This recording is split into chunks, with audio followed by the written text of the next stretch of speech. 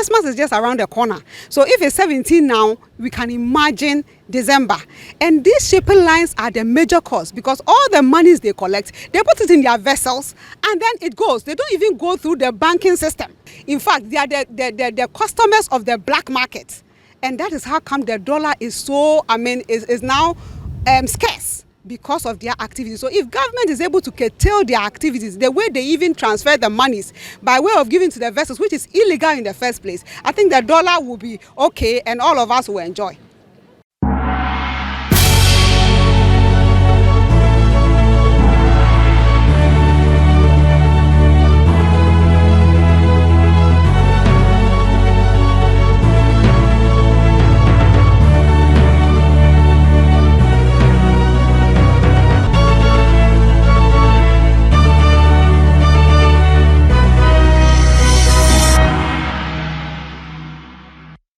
Freight forwarders have picketed Costco shipping lines and they are calling on them to scrap administrative charges, demurrages incurred on weekends and holidays, and also, away from that, the depreciation of the local currency against major trading currency, which is the US dollar. The cedi is now selling at 17 cedis, 20 pesos. What does this mean for the business community? Join me, Ernestina Sewa Asante, on today's edition of BizTech on GhanaWeb TV as we find answers to these and many more. Tell us, what about the administrative charges, or no, you said it is exploitative charges. Tell us more about it and why you are picketing today. So, my dear sister, we are picketing mainly because those charges that they are charging us are illegal in the first place. Why are we saying so? You charge us from point of loading with a view that you are going to carry our container to the destination. When we get there, though the charges have been factored in the initial charge, they still charge us again, which is double charge. Secondly, you talk about emptying container, which is part of the job you are doing anyway. The stevedoring is done by the terminal handlers and who charge us on terminal handling, and yet you are charging us for emptying the container. You talk about unstuffing. Why are you charging us on stuffing? This is done by the terminals and they have charged us for it. Why are you charging us for that? You take,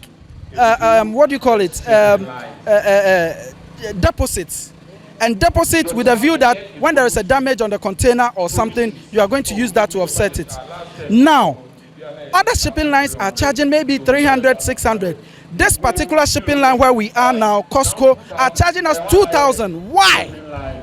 All these things, they keep the money to, they determine when they want to refund your monies to you. Why would you do that? If it is a week, let it be statutory. If it is 2 weeks, let us know it is 2 weeks. But they can go about as long as 3 weeks, 4 weeks, sometimes months. There are people who are having their deposits in the shipping lines as close to 6 months, 7 months, and they are fighting for it. Why? Because that amount is huge. Maybe about 20 containers, 40 containers, 50 containers, and the monies are being held down by these shipping lines.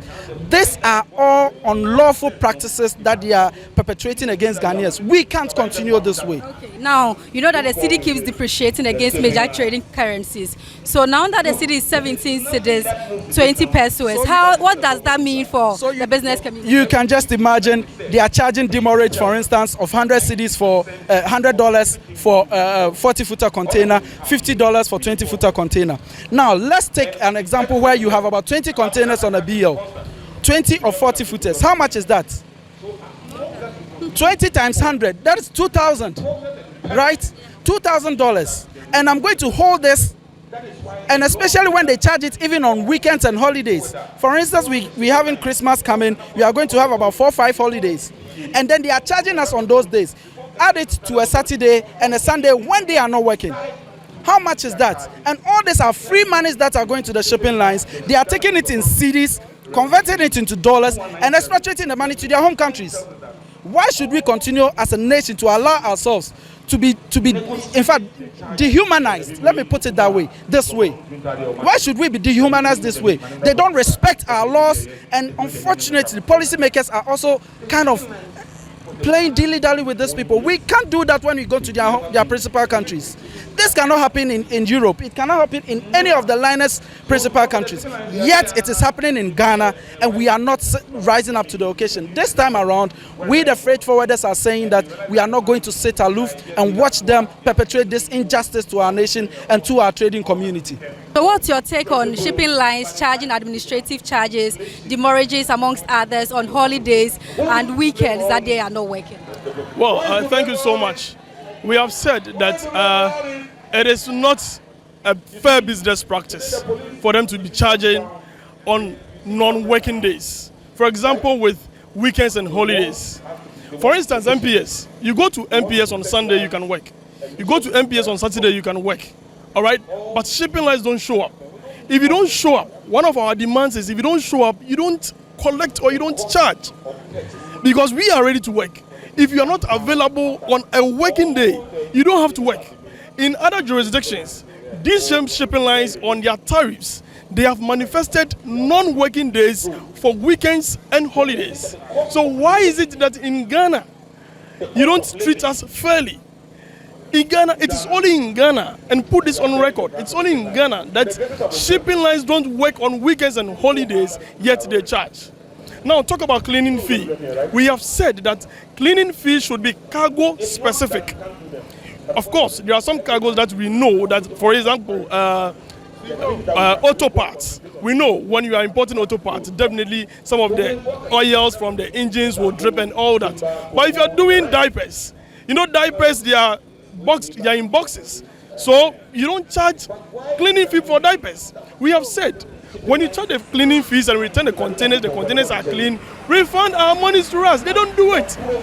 They generalize it and take those monies. We say it's unfair. They are adding to the cost of doing business in Ghana. We have also said that with the administrative charges, we actually contesting the administrative charges because we believe that they are holding agency for their principals in Ghana.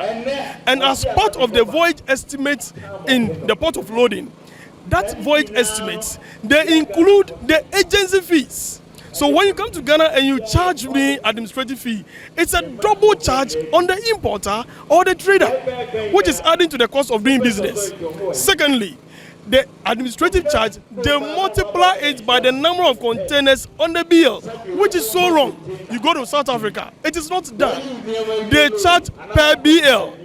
So if you have 100 containers on one particular BL, you have to charge per BL. The shipping lines, they don't lift containers. It is the terminal operators who actually lift or discharge the containers from the vessel. They don't do anything. We present our bill of ladings for you to release the containers for us. So if I present them and you charge me per the number of containers on the BL, you are actually being unfair to the trader. That particular issue or particular situation, it adds to the cost of doing business in Ghana. Okay, so Costco shipping line, are they making use of technology in their business? Costco shipping lines is one of the lines that they are not taking advantage of technology. See, with the LI 2190, it talks about standard of service, all right, which expects every shipping line to be at a certain level where we can launch our delivery order request online. Costco shipping line, you have to work from Community One, work from everywhere you are as a clearing agent to their office for invoice, for releases. You get it? And we expect that they should move on by now because the amount of money we pay to them, it doesn't commensurate with the service we expect them to render. They have to move on because it is not fair as a business. So lastly, the cedi is now 17 cedis, 20 pesos. What does that mean for the business community? You see, even when they actually manifest or index their charges with whatever rates they want, they don't even comply with the Bank of Ghana rates. They increase it. That is what they do.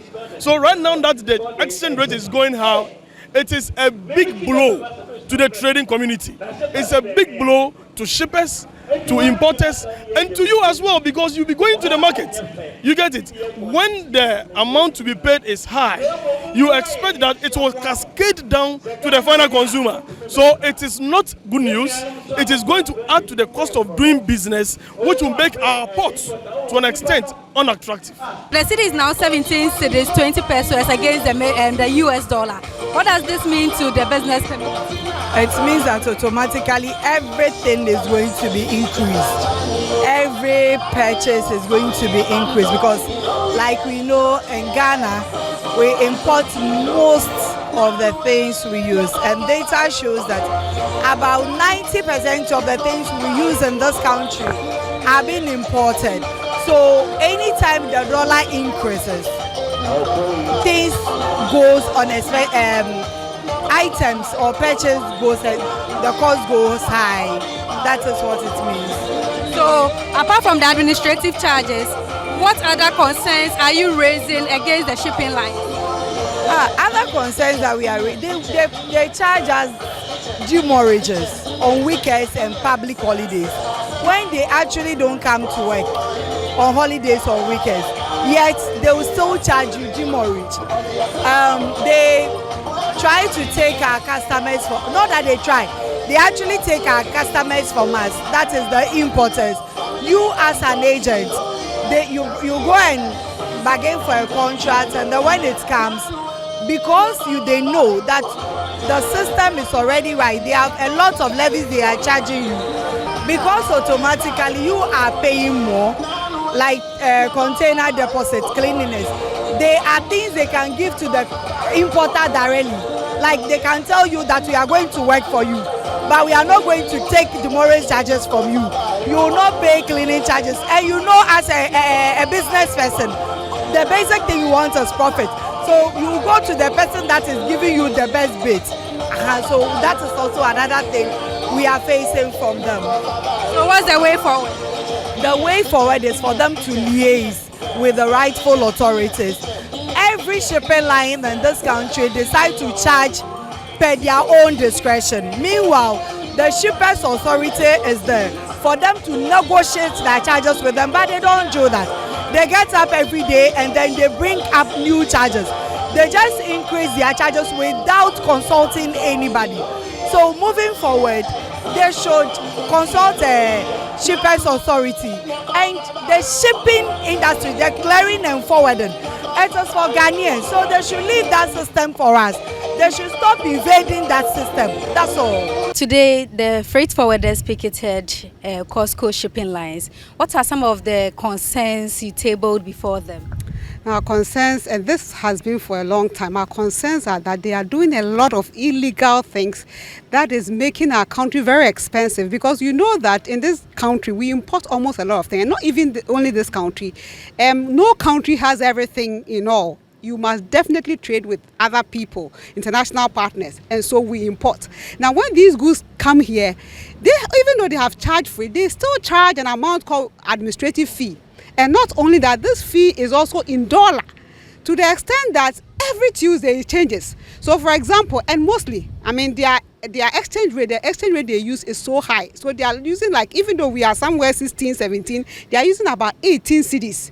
And instead of charging one container, they charge, if you have 10 containers on one bill of lading, they are charging per container for no work done. Besides, they don't work on Saturdays, they don't work on weekends, yet they count and charge for those things. Even the government of Ghana, who charges state warehouse rent and all that, during the account, government of Ghana does not include weekends and holidays, yet these shipping lines don't work. Mind you, government of Ghana works in terms of clearance. Saturday the port is open, Sunday 24 hours the port is opened, yet government does not count. Your office are not open on weekends and holidays, yet you charge an amount we call container deposit, that because of the empty containers, the containers we are taking to our homes or to our warehouses to store the goods, we return the container in good shape, you give us our money. Here is the case, you don't give us the money when the container returns. Sometimes it takes like 3 months. Upon letters, several letters be written to them before they even remit. Sometimes they even leave some of the amount or they don't pay at all. And we are saying that enough is enough. The days count. The laws of Ghana says that when a vessel arrives, you will begin the count upon discharge of the container. Yet when vessel arrives, you start charging you start counting and charging. And we are saying that we can't continue like this. The laws again also says that before you tariff or you charge anything, any amount as a service provider in the port, you have to go to the Ghana Shippers Authority to negotiate your charges. Yet these shipping lines don't obey, especially Costco. We just woke up one morning, Costco container deposit was something that was 200 cedi. You've moved it to 2,000 and 3,000 and 4,000. And so they are disrespecting the laws of Ghana. They are making our country expensive. We are saying this enough is enough. We are picketing to show our displeasure. We've already done a demonstration, and this is the second part. They will hear from us as a third time if we don't see anything positive. So that's the reason why we picketed today. So one may ask, all this will be a threat to them, and then these shipping lines will be wanting to move away from Ghana. What's your take on that? That is never true.